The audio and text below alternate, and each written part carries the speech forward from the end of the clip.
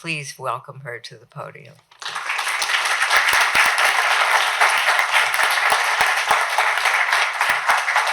Thank you.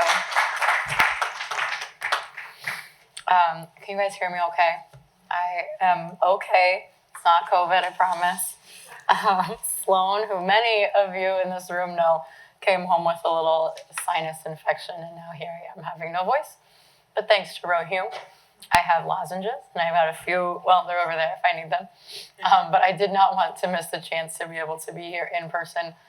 We did a virtual last year, and I had a blast, but it's so different sitting on a screen, especially because this room is full of friends. My second mom, Ro, who ran to the store to get me lozenges.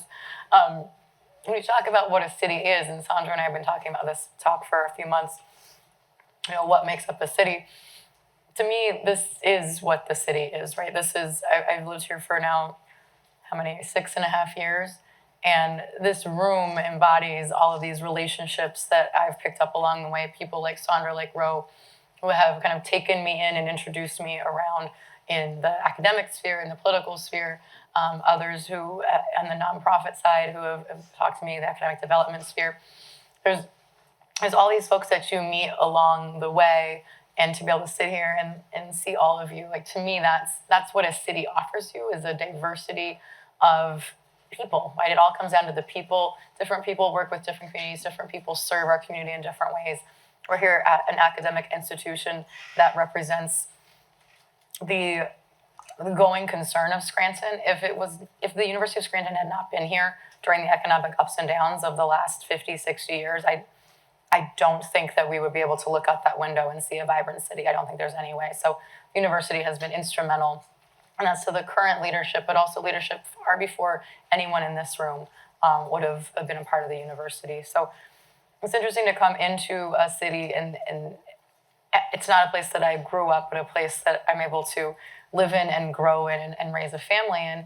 And also, I think because I'm not from here, maybe I see some of the impact of these things and the impact of the different roles that different organizations and institutions have on what makes us great and what's going to be the foundation for us to move forward. So, of course, I would be remiss if I didn't talk about a little bit about Jane Jacobs when we talk about what makes a city and what makes Scranton great. From Glenna Lang's book, I think many of you were probably at Glenna's talk about 15 months ago. That was at Lackawanna College. She said throughout her life, Jane's fundamental method of studying cities was to act as a city naturalist and observe the immense number of parts that make up a city and the immense diversity of those parts. She trusted her eyes and noted everything she saw. Cities are complicated, all communities are complicated, but it's that complication and all those different patchwork, all those little pieces of cloth that come together to bind us together and also to be that foundation. So, it's learning centers, it's educational institutions. Just this morning, I got to be at the Howard Gardner Multiple Intelligence School as they revealed their new expansion. So, there's the education pieces that go into the city. We trucked there over to West Side to celebrate a new athletic center that the West Side Wrestling Alumni Association is putting together up on Washburn Street. So there's those pieces, there's the volunteer pieces, there's the educational institutions, and then there's the host of other things, right? There's all the businesses. We had a small business roundtable yesterday, which in person, which was so nice. We had those types of things throughout the last couple of years, but mostly virtual. It was so great to be sitting around with all the different types of businesses that we have in Scranton. And a city like this is built on entrepreneurship and family business. And we see that not just in the businesses that are here and have stayed and we've tried to support and through the pandemic, but our new businesses. We have record business starts going on right now, entrepreneurs coming in or that were here wanting to start those businesses. So these new businesses, folks are wanting to add to the community in that way too. And we have a great diversity of people and a great diversity of interests. The businesses yesterday were everything from Laotian chicken wings to Indian food down actually in Pinebrook, interior design.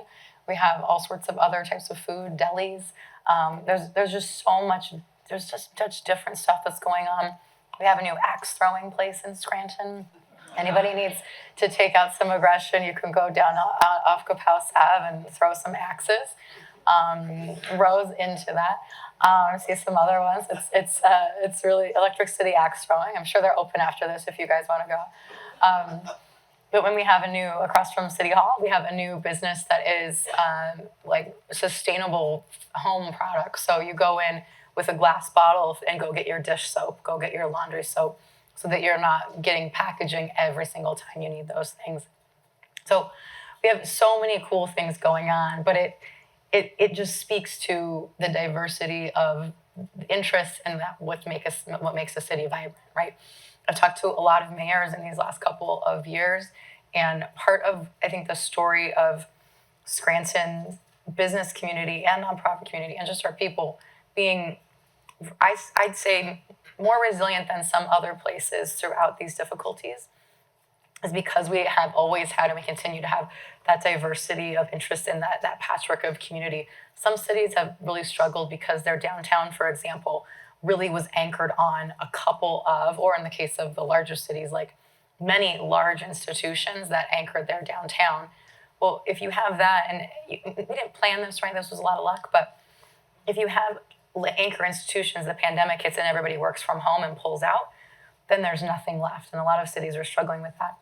It's not to say that our struggle isn't over to figure out some of these office spaces, but our downtown pre-COVID was built with so many smaller businesses, and we've been able to kind of take that macroeconomic hit here because we're not dependent on any one institution for our survival here in Scranton. So it's another reason I think throughout the almost 200 years really of Scranton from the very, very beginning to now, we continue to have that entrepreneurial spirit and that celebration of diversity. And we've got to make sure that we continue to celebrate that diversity and welcome it, not fear it.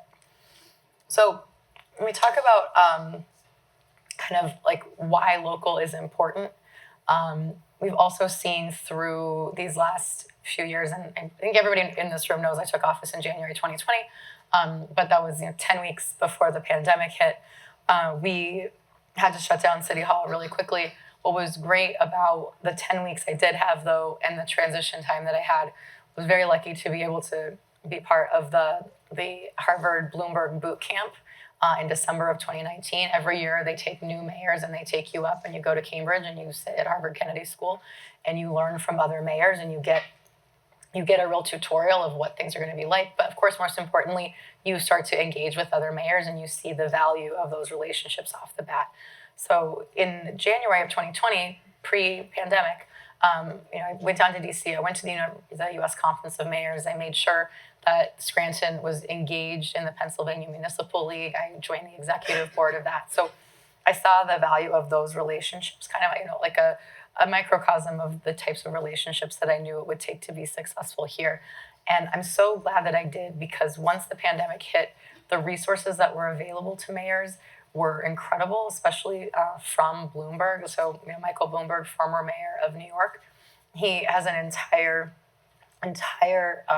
city leadership initiative in partnership with Harvard, and they have put so much thought into helping mayors, and that came online immediately in March of 2020 during the pandemic. So we had weekly calls on Thursdays. Johns Hopkins University was part of those calls to give us a weekly update of what they were seeing, what we should be worried about. And that helped us connect to each other, helped us get more information on like the science, actual live time science that was happening, helped tell me how badly we needed somebody to navigate the public health piece.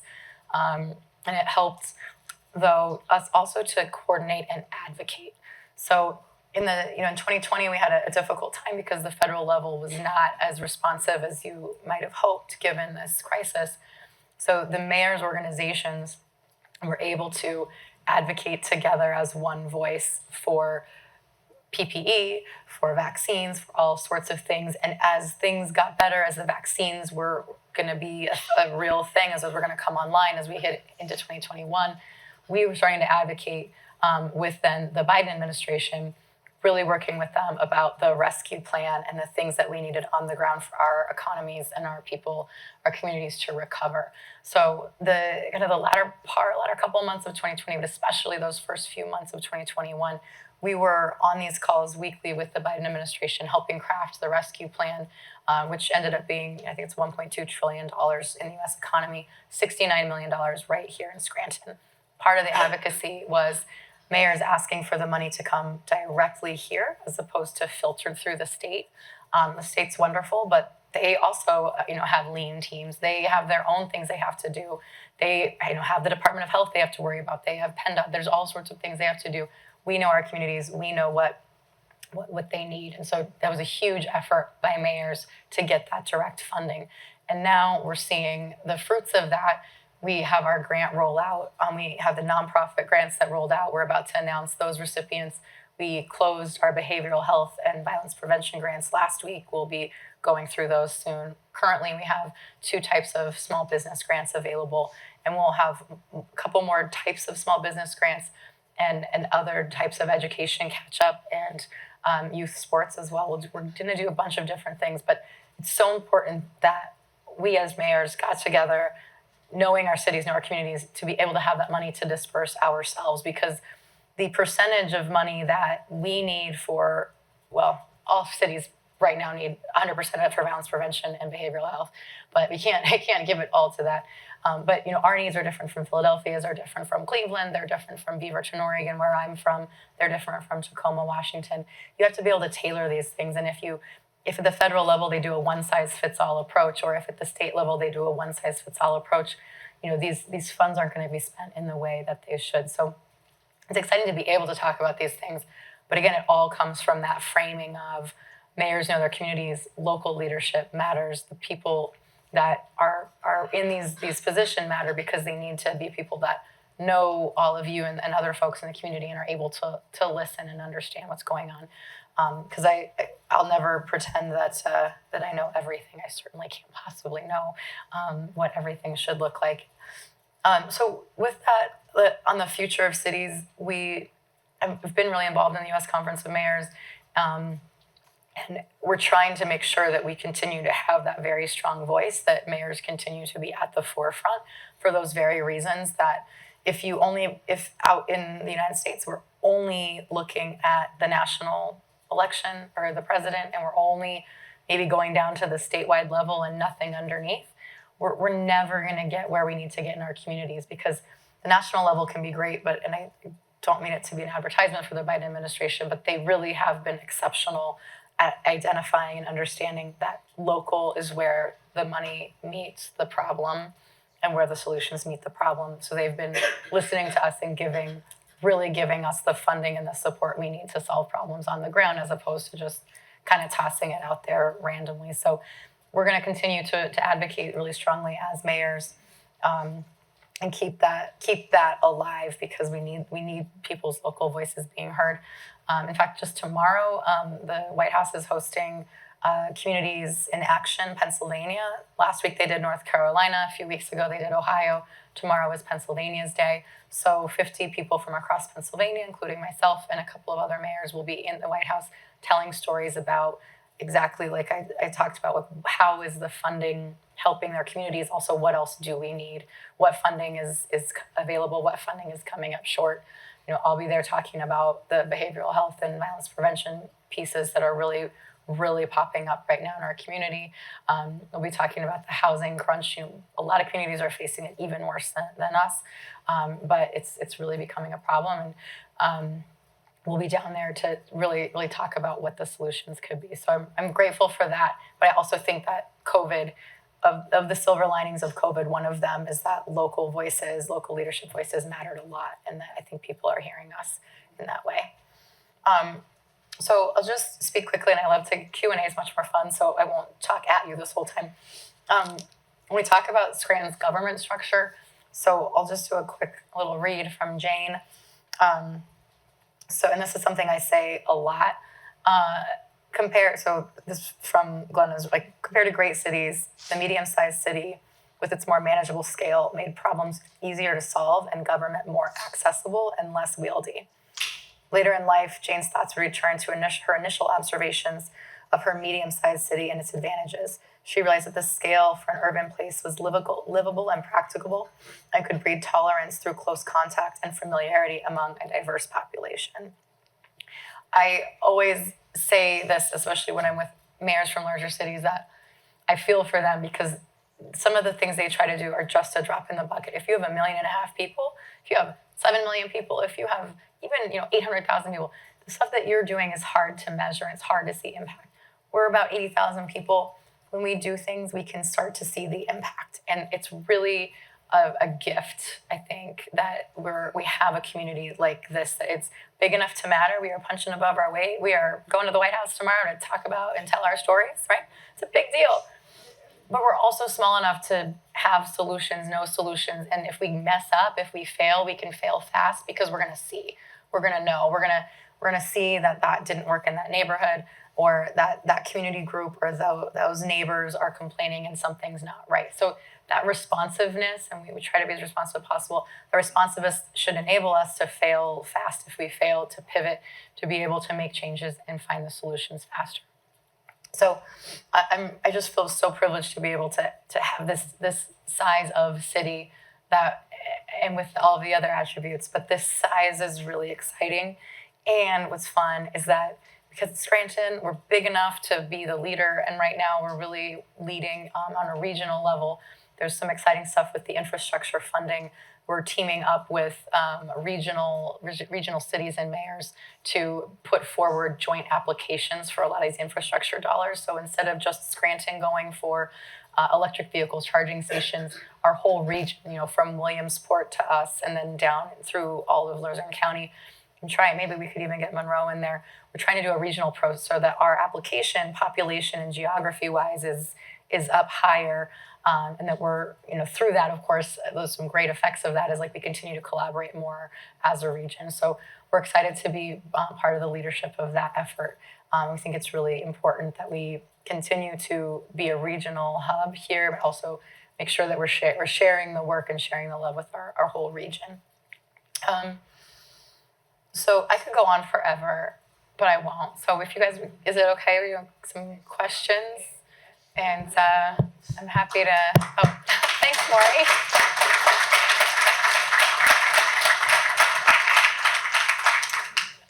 Any questions or conversations? Easy peasy. All right, Rosa. I have a question.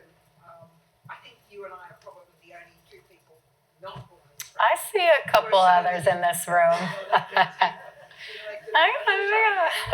Our ranks are growing. But what I wanted to ask you is, what do you see the impact of the countywide reassessment being on Scranton? Because we already have a heavy burden on our local taxpayers, particularly for the school district, and it's something on the school board we're very conscious of, is the burden on our local taxpayers. But I'm wondering what you would see our countywide assessment would have on the value of our properties in Scranton. So the rule of thumb on this is that the impact should be generally a third will stay the same, a third will be higher, a third will be lower. I don't know. We don't know until we do this. I don't know that it'll be particularly different if it's the Abingtons that goes up, but Taylor and Troop that go down, and Scranton stays this. Like it'll vary between the various neighborhoods throughout the city and then throughout the entire county. So there will be some tough things to go through with that, but there are lots of programs that have been run in other areas that can help people meet those higher tax burdens. So I've been talking with Teresa Osborne. She's with AARP, former aging secretary and from Manuka here.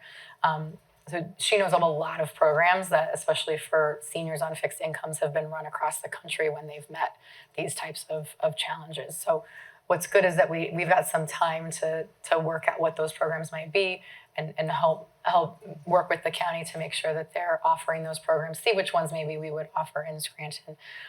Also a question mark is that our real estate market is totally different now than it was 6 months ago, than it was 3 years ago. And so even if I had an answer for you coming in 2020, I think it would be different now because real estate prices have gone up so much. So I think it really remains to be seen. And there are programs out there to help, and we'll do everything we can to make sure that we're helping folks with that, because it's something we absolutely have to do. We can't have it, be turning people out of their homes.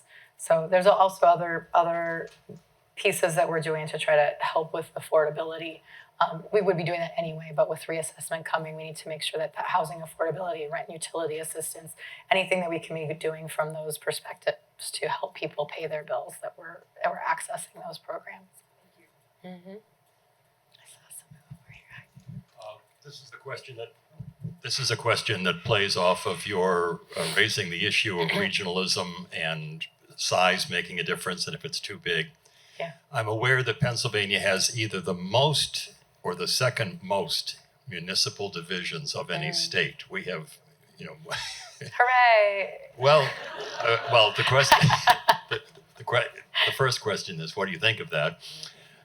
Second is, there have been lately, and you mentioned one about electrical charging stations of trying to get a regional approach. There have been discussions lately about pooling police protection, both locally and then down in the Wilkes-Barre suburban area.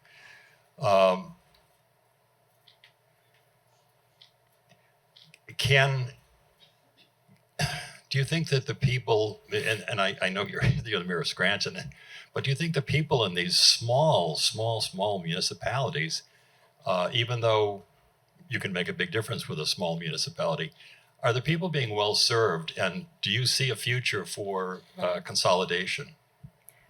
Well, Joe, this is off the record. I'm looking. Yeah, this one part can be. No, okay, come on. Oh, I was gonna make a joke, but okay, well,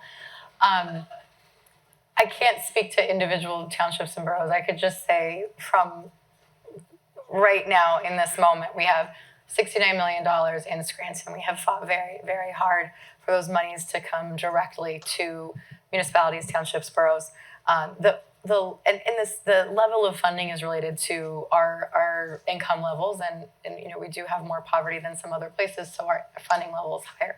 However, because we're a bigger city, we're able to have the capacity to run really, really cool programs like these small business facade grants, like these startup grants. Soon we have a really cool small business program that's going to be to help businesses compete on the wage side. A smaller entity can't run those programs. So just speaking from my own household, my husband owns a business in Clark Summit. These programs aren't available to him as a business owner in Clark Summit. He would love that, but the Clark Summit government is not going to be able to roll something like that out, right? So there are certainly advantages to being a part of a larger entity with more capacity. That doesn't mean that Scranton should take over all of the region. I'm not saying that, but we'd be happy to if we need to. Just kidding, Joe. It's just kidding. But I do think that it does make sense to take a real look at the balance between nimble and accessible and ill-equipped to take on big things, right? And I think we see that with I'm encouraged by the idea that some of the townships and boroughs would consolidate their police forces.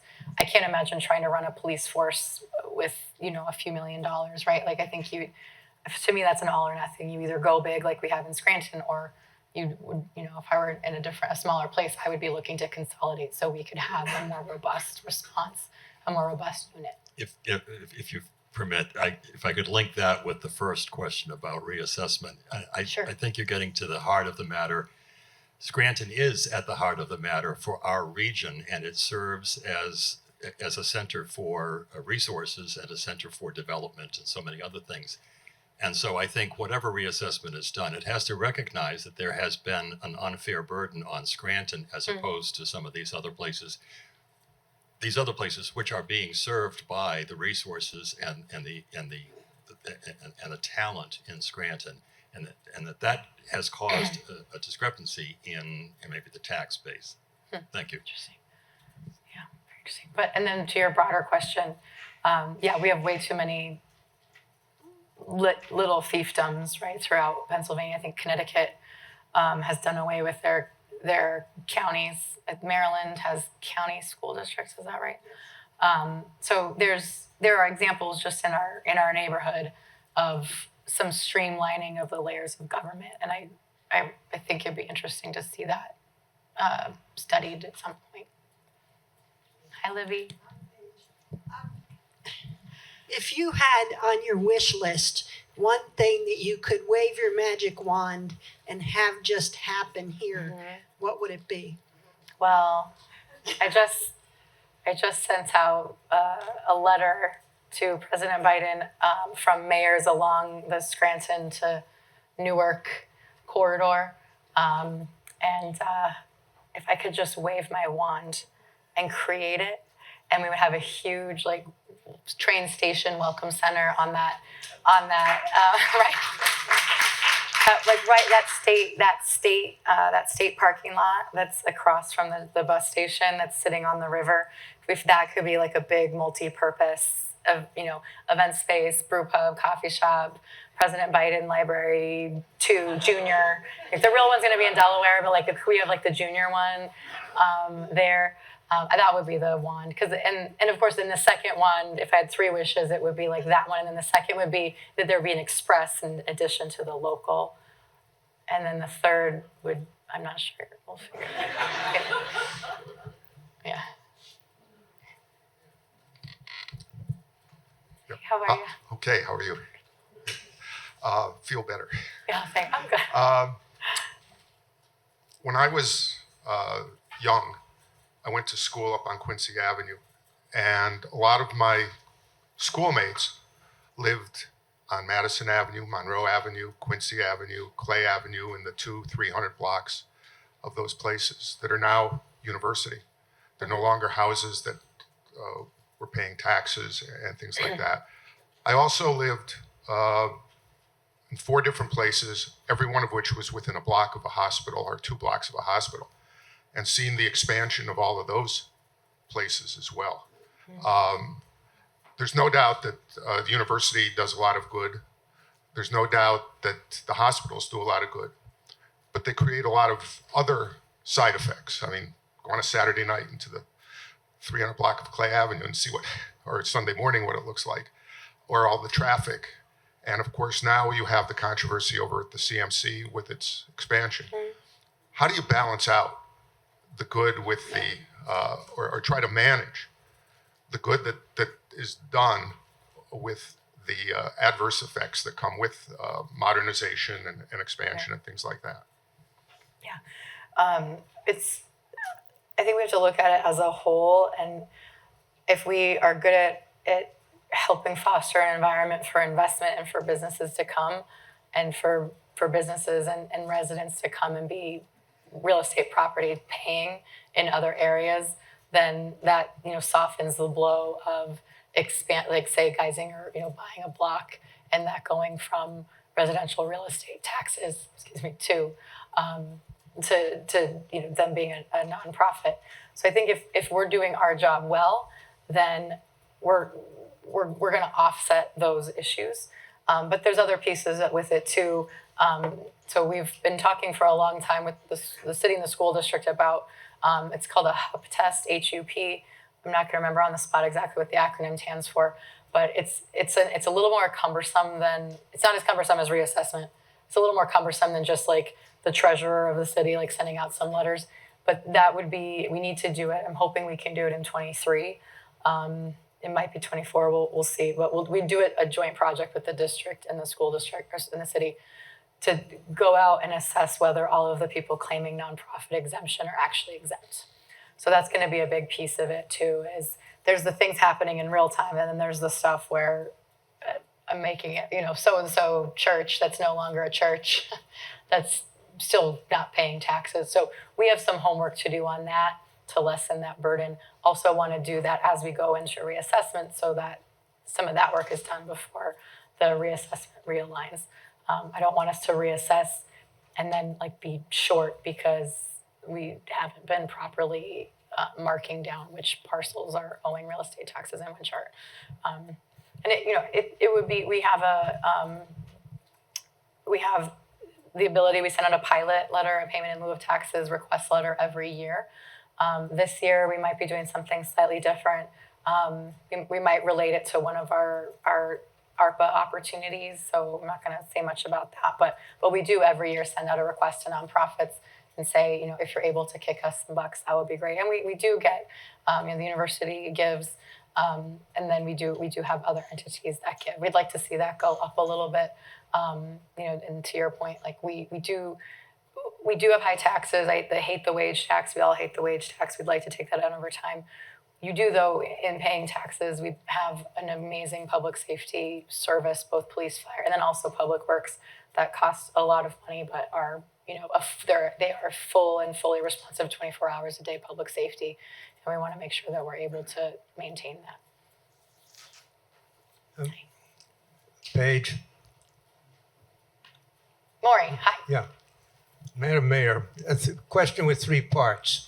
One, you have received an MBA from Harvard, a very prestigious degree. Please don't embarrass me, Maureen. Well, I want to ask, what has been the reaction of your fellow students who have gone on an entirely different path in terms of your much greater noble service? Second is, what has been the relevance of that MBA in your acting as mayor? And third, tell us how you juggle your family life with your lovely 1.5-year-old daughter and your commitment to public service. Thanks, Maureen. My classmates are extremely supportive of me. They think it's awesome. I make in a year what a lot of them make today. So I'm sure they think I'm nuts, but they've been extremely supportive.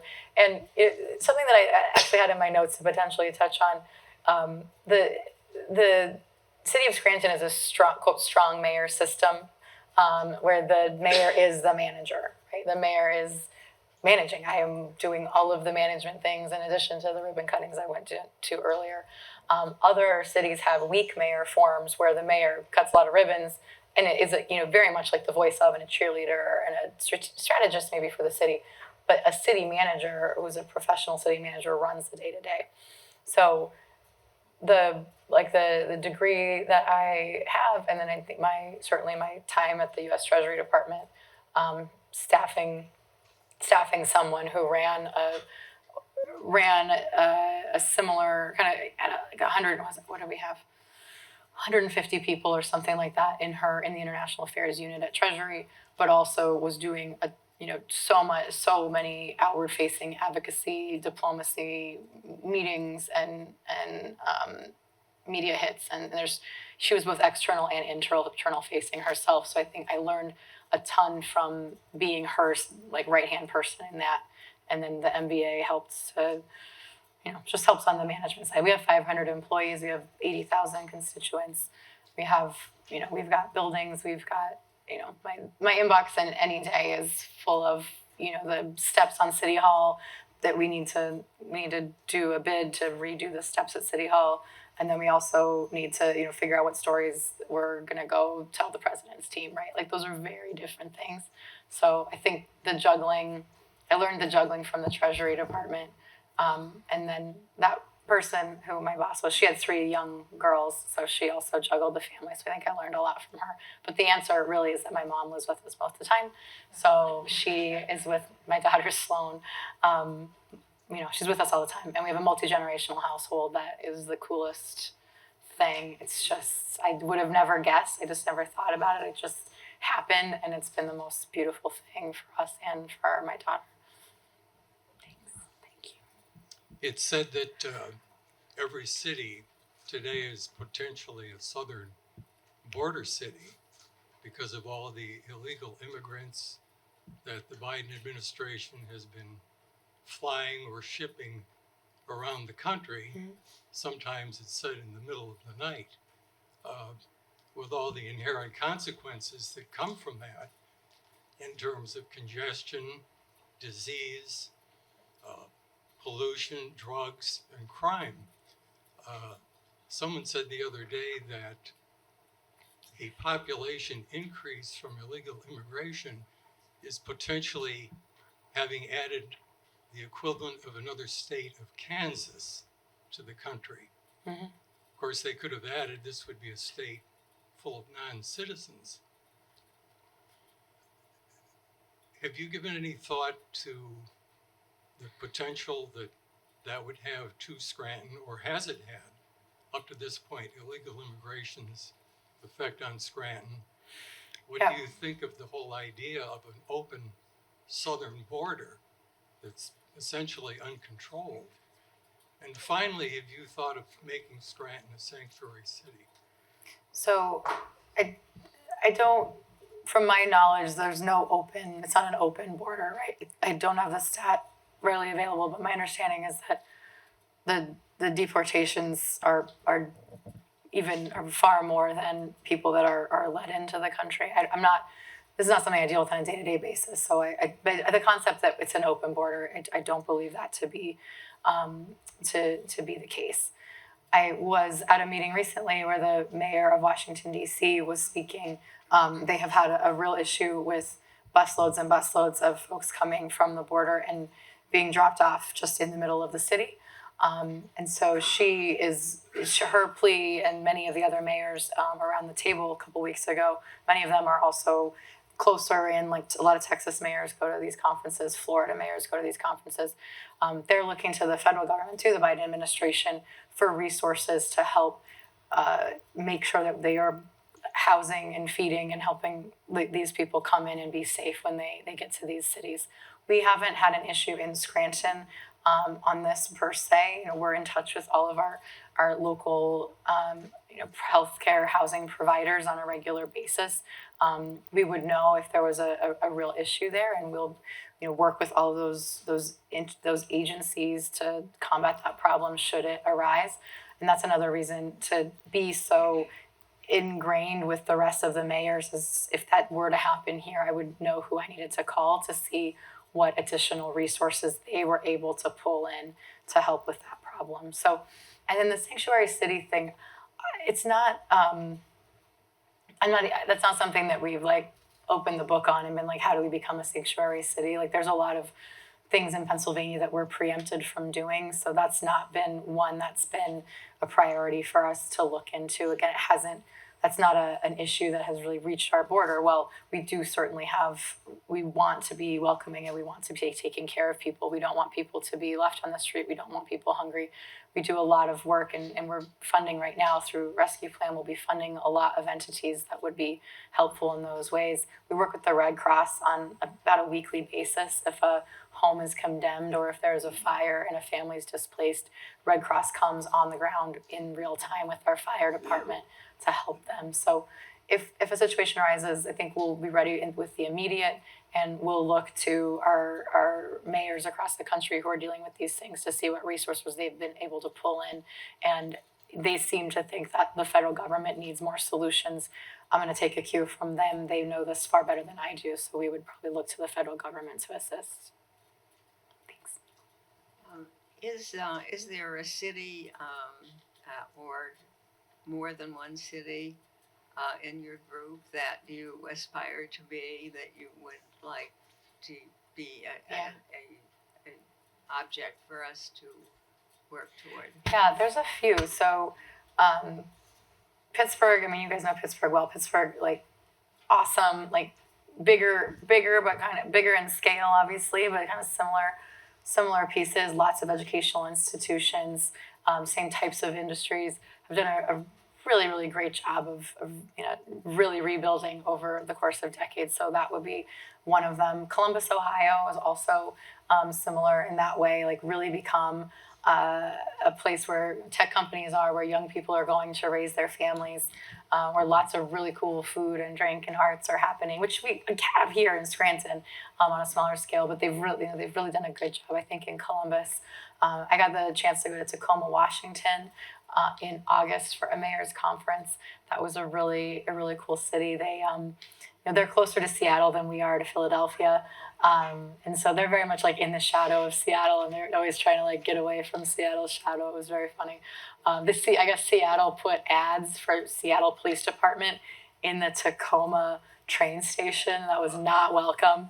If you're talking about being good regional partners, oh, that was a bad move, Seattle. But Tacoma really say lots of industry. Some of it's still there, some of it not. Has a lot of military installations. Some are still robust. Some have been pared down. So they've done some really, really cool work there. But Louisville, Kentucky is awesome. I don't know if anybody here has been to Louisville. I got to go there in May. It was so awesome. It was just such a cool city. So, we're on the map and we have all these things in a smaller scale. I do not see how we will not have more and more people wanting to be here, both culturally and proximity-wise to other jobs as we have this new economy where you can work from anywhere, but also climate-wise. There's a ProPublica article I saw last night about the Colorado River. I just don't see how people aren't going to want to move to places like Scranton, where we have, it's getting very expensive. It's getting more expensive, but it's still relatively affordable. We have great schools, great institutions, great culture. We have water, we have trees, pretty important things. So it's not a competition with our brothers and sisters in the Southwest, but we have America, this is a reckoning, right? It's a worldwide reckoning, it's an American reckoning. We have to be really thoughtful about where we're investing and where we're living. My job, I think our job as a team and a community is to build ourselves for what the future is, not just in 3 to 5 years, but decades down the road. What does Scranton look like when Sloan is in high school and college and beyond? I think that people are going to want to be in a place like this. We need to be ready for that. So that's, kind of to your point, a little different on the illegal immigration in the immediate versus broader, but I do think that we will grow. We want to grow smart. We want to grow in a way that is full of clean air and clean water and safe housing for people and great educational opportunities, great workforce opportunities. I think that's our charge, and I think we can do it also because we're nimble and we're a cohesive community. This question, given your audience, this question applies probably more to you than to most of the rest of us. But what do you make of the substantial diminishment of health institutional support for pediatric care in the area? And does that amount to a crisis, and does it affect your future plans for the city? So, excuse me. Like pediatrics specifically, we haven't drilled down to that piece. I know that there's still care available. We are though looking at the broader healthcare ecosystem. We have actually today is our call. We have a monthly call. It used to be every 2 weeks. Now it's monthly, where we get the healthcare institutions and the education institutions. It was part of the pandemic where those were the biggest institutions that we were needing to make sure we understood what was happening and that they could talk to each other. It was a good forum for the colleges, universities, K through 12 to talk to the hospitals. But we still have that forum. And we just had the conversation last week about healthcare and availability. And I think there will be changes, and there absolutely will be changes.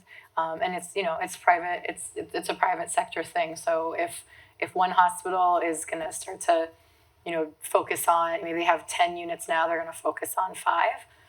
That's going to be tough. But I do think that because it's a private industry, that there will be other, and we will encourage this and we'll have to work at it, but there will be other hospitals that would come in with those units, right? If they can make money, they'll come. So we need to continue to want that investment here. We have LVHN just opened in Dixon City. We have Geisinger wanting to expand. There's a new CEO at Moses Taylor Regional who we think is going to do a tremendous job. So I think we've failed in America on healthcare. That's the bigger discussion, right? We have failed in that you could have a situation where you don't have healthcare.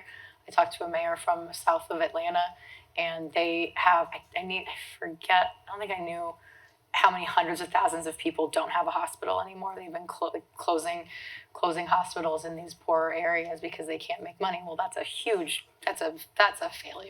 That's a society failure that you can just close a hospital and retreat. So, it could happen, but I think we're robust enough here where if some unit goes, we would have a backfill. That doesn't mean we won't have issues. First Hospital in Kingston closes this week, and that's a real tough one.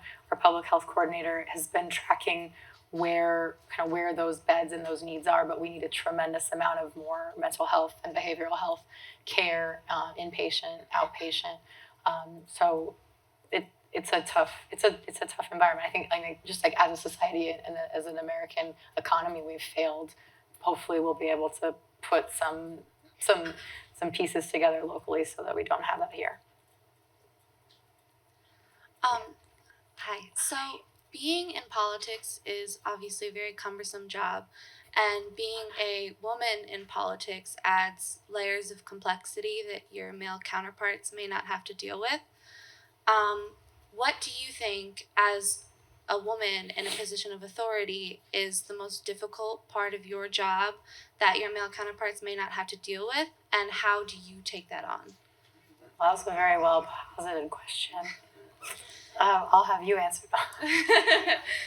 Well, just today at Howard Gardner, a kind gentleman almost had me walk down a piece of grass that had, like down a hill that had, there was like a mesh thing in there. And I was like, I can't, like, the heel's going to catch and I'm going to tumble.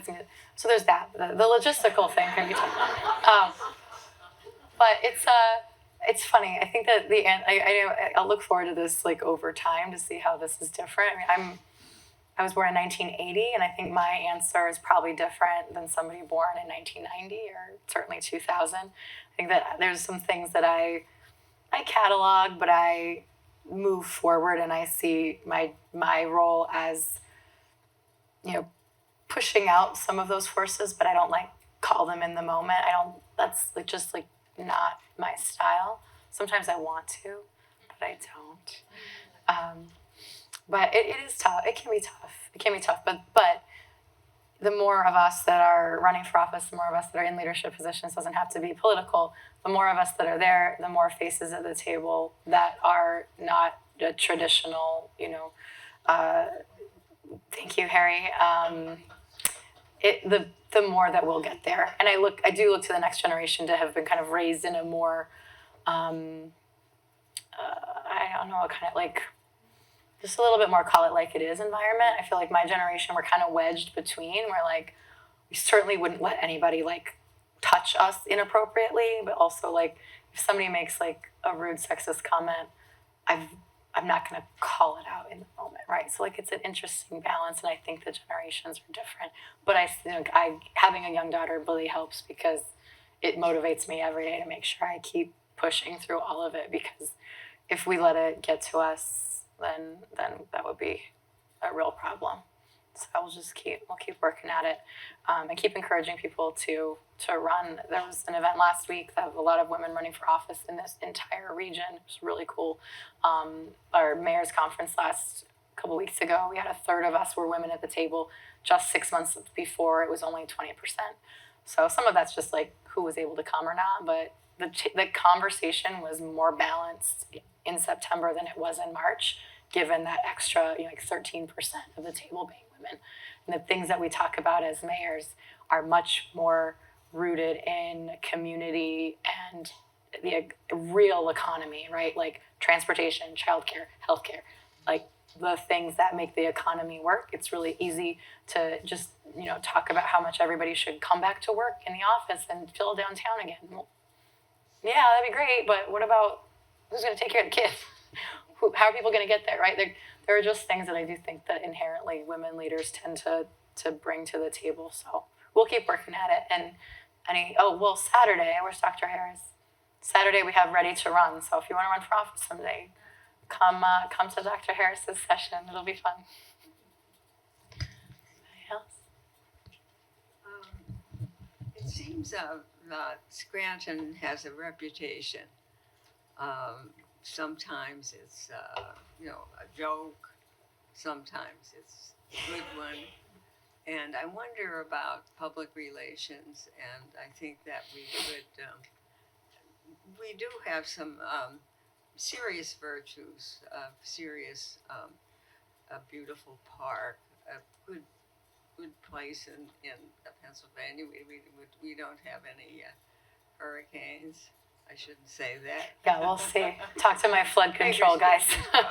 Yeah, and I just wonder if there there is a public relations element in the city. Yeah, so we actually, this year we do have a public relations contract.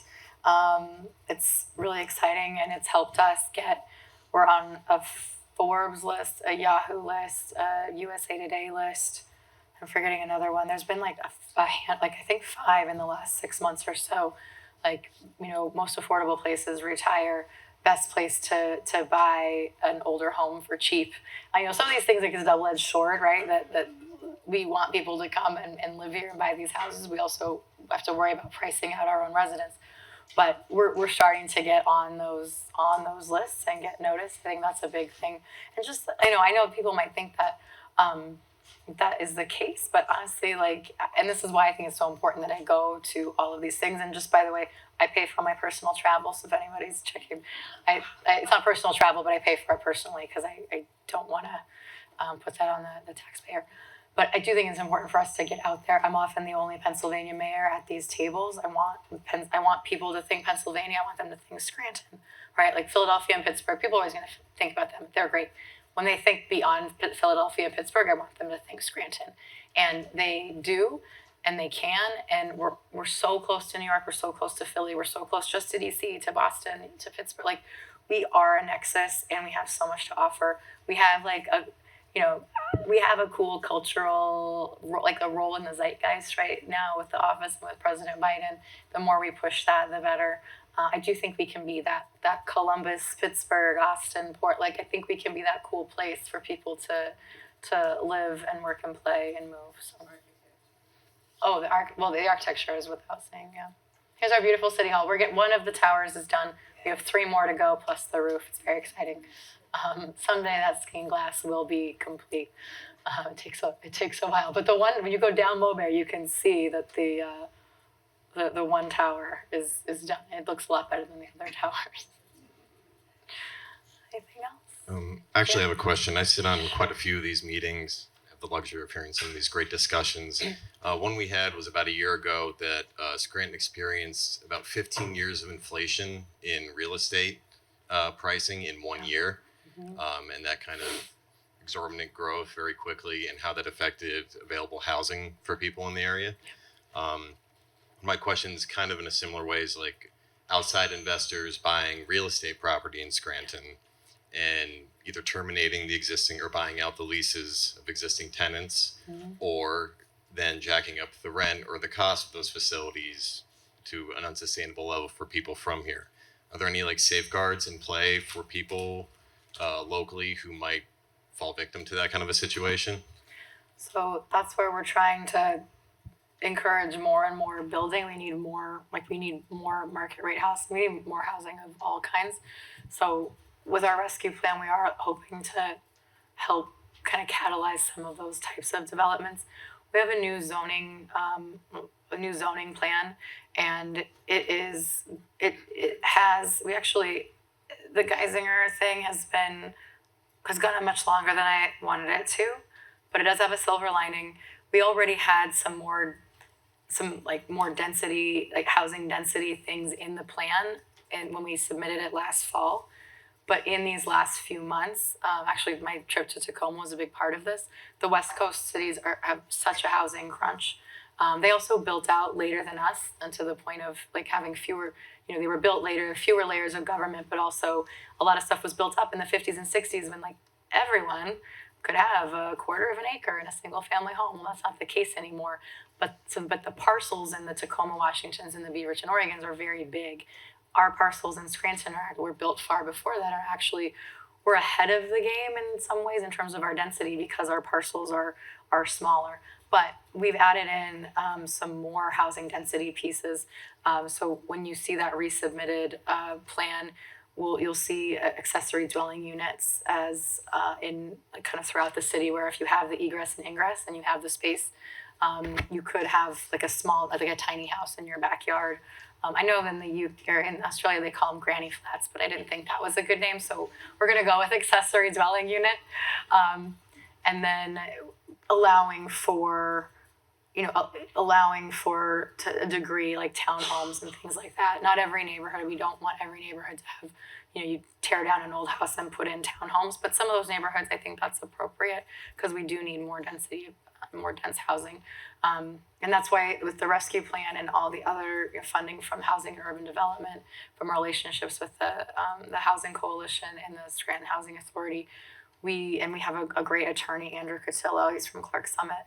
He came from HUD to the city of Scranton, so he came back home to work for the city, and he's from HUD, so he's taking point on a lot of those. Is like, how do we incentivize the density pieces? How do we then, with our economic and community development, how do we support people who need like rent assistance? What does some of that looks like? Like purchasing homes, we have home buyer programs, but if we fund at this level and now it's over here, like our formula is off, and so we're trying to adjust that. And there's others, other like bigger pieces to look at, right? There's other things like that I think we need to look at as a country. I think we need to look at, guaranteed income. We need to start talking about big economic changes, because some of these things are not going to be a lift that local governments and communities are going to be able to take on by themselves. So I think we have a long way to go with that, but we'll continue to encourage building. We are lucky we have a lot of developers that want to put housing in. And another thing, sorry, I could talk about this all day. We have Andrew's running point on the rental ordinance that we have is 10 years ago. They cut the teeth out of it and basically stopped inspecting rental units, which seemed like a poor idea. So we're going to rewrite that so that we do an inspection. We're trying to get funding through council, and I will look to all of you to come to council meeting and push for this. We're going to be asking council to fund a few more positions in rental, or what we call rental registration. I think we're going to call it something a little less technical, but have a bigger unit so that we're going to be able to inspect every rental unit every 2 to 3 years. And that I think is going to be a really big key. Right now we don't do that, right? Right now we don't do that, and so we can't just go into these homes. So that's really important to us. So we'll hope that we can get that through, get those inspections on a regular basis. The second part of that, aside from housing, like small businesses downtown, I know a lot of development has been going on, like turning into housing apartments and things like that. Mhm. I think it was Wyoming and Biden Way. That building was bought out, and all those small businesses, their leases were bought out, are now gone to whatever development that building owner decides. The 300 block of Adams Ave is basically all under contract for sale right now. Like the Thai restaurants, the apartments, Scarpelli building, that whole thing. Oh, I didn't realize So, that. Yeah, I'm just seeing I've lived downtown for about 10 years, and just seeing like a tidal change happening and wondering what the future holds. Have a year left on a lease on a spot down there, let be bought out, or rent go up 50%. It's just kind of, not from just housing side, but the small business side. Right. Yeah, and it's the rent piece is really tough, and that's where we need really good landlords who value, who are willing to value like a good tenant over an extra like rent. That's where we have like the small business grants available, and we'll help as much as we can with some of those pieces. I didn't realize that those buildings were up for sale on 300 Adams. They're under contract. Interesting, very interesting. If they're smart, they would want to keep those tenants because they're good tenants that bring in regular money. The building owners don't know who the buyer is. They said the realtor is just brokering that. That's me just, a little up in the air for someone who has a business downtown. Can they break the lease like that on you though? I think you could be bought out of the lease. Yeah. But not break it. They buy you out. All right, well that's good to know. Yeah, the rent thing it's a problem. It's a real problem. Yeah, we don't want our small businesses I'm worried about small businesses pushing through the pandemic, and then this is like a slow death of inflation. I'm worried about that. Or like private equity coming in and just buying the whole property and doing something Right. new with it. Right, but the inflation thing, then you try to go somewhere else, and the rent is high. All right, yeah, it's a lot, of course. All right, thanks guys very much.